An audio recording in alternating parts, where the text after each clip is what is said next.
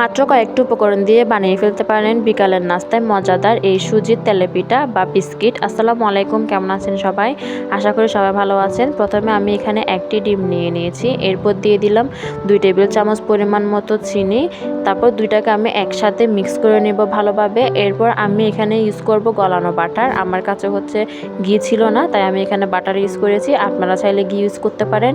এরপর দিয়ে দিলাম 2 টেবিল চামচ পরিমাণ মতো গুঁড়া দুধ, সবগুলোকে একসাথে মিশিয়ে নিব। এরপর দিয়ে দিয়েছি 1 কাপ পরিমাণ মতো সুজিগুলোকে একসাথে সুন্দর করে মিশিয়ে নিয়ে আমি প্রায় আধা ঘন্টার মতো এগুলোকে রেস্টে রেখেছি।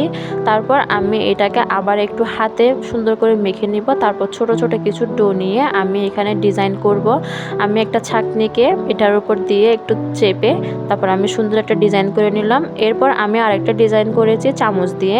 আমি চামচটাকে একটু বাঁকা বাঁকা করে এখানে একটু কেটে নিলাম। তারপর চলে আসলাম এগুলোকে ফ্রাই করার জন্য। আমি একদম লো আছে এগুলোকে ফ্রাই করব। বেশি আছে যদি এগুলোকে ফ্রাই করি তাহলে হচ্ছে এগুলো পুড়ে যাবে, ভিতরে একদম কাঁচা থেকে যাবে। যখন এগুলো নিচ থেকে উপরে উঠে আসবে তখন আমি এগুলোকে উল্টে পাল্টে দিব। দেখেন আমার এক পাশ হয়ে গেছে, তারপর আমি অন্য পাশে উল্টিয়ে দিলাম।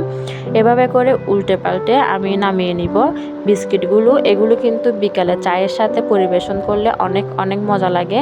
আপনারা ট্রাই করে দেখবেন, আশা করি অনেক ভালো লাগবে।